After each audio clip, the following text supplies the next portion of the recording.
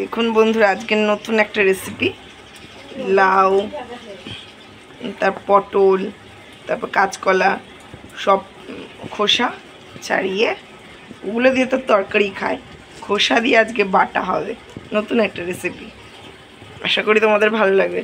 আর কেমন হলো সেটাও জানাবো, দেখতে থাকো। যে মিক্সিতে দিচ্ছে পেস্ট করে, তারপরে এটা আর কি করে দেখতে থাকো।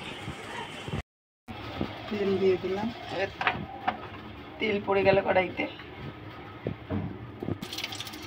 শুকনো লঙ্কা ফোড়নে পড়ে গেল,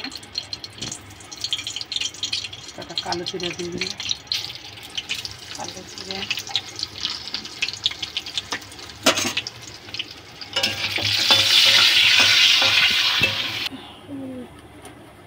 পেঁয়াজটা তেলে দিয়ে দেবো,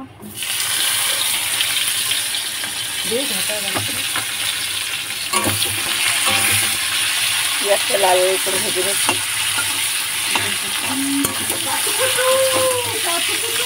এটা কিন্তু প্রথম, আমরাও প্রথম খাচ্ছি, জানি না কেমন হবে, যাই হোক।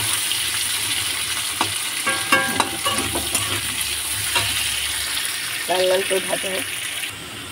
এবার ওই সবজির খোসা পেস্টটা দিয়ে দিলাম, পেঁয়াজটা একটু ভেজে নিয়ে দিয়ে দিয়েছি। একে একে মশলাগুলো দেবো, হলুদ দেবো,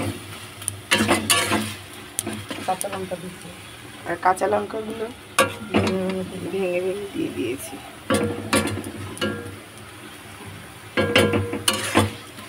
ঝাল হয়ে যাবে যদি বেটে থাকা।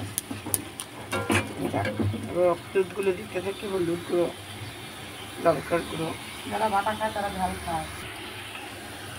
একে একে হলুদ গুঁড়ো, লঙ্কার গুঁড়ো, নুন, নুন মানে একটু লাগবে,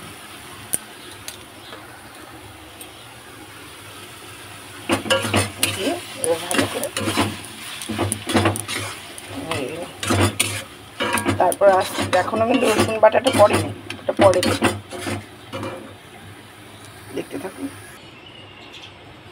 ওই বাটার মাঝে একটা জিনিস দেখাই আপনাদের। এই দেখুন, কালকে ঘরে মিষ্টি দই পেতেছি। হ্যাঁ, একেবারে একদম দোকানের মতন, কালারটাও যা এসছে না, আর স্মেলটাও বেশ, মানে দোকানের দইয়ের মতন একদম স্মেল।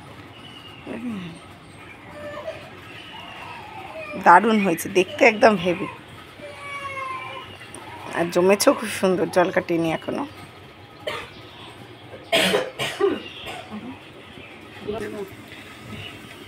এই যে পড়ে আছে রসুন বাটা, যে কোনো বাটাতে না রসুন বাটাটা পরে দিলে ফ্লেভারটা হেভি লাগে।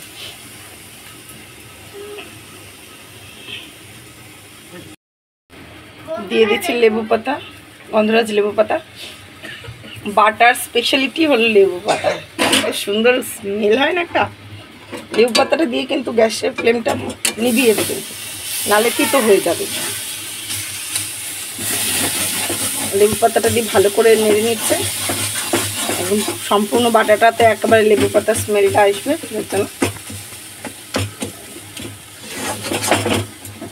এবারে রেডি তরকারির খোসা বাটা। খেতে কেমন হয়েছে সেটাই দেখাও না।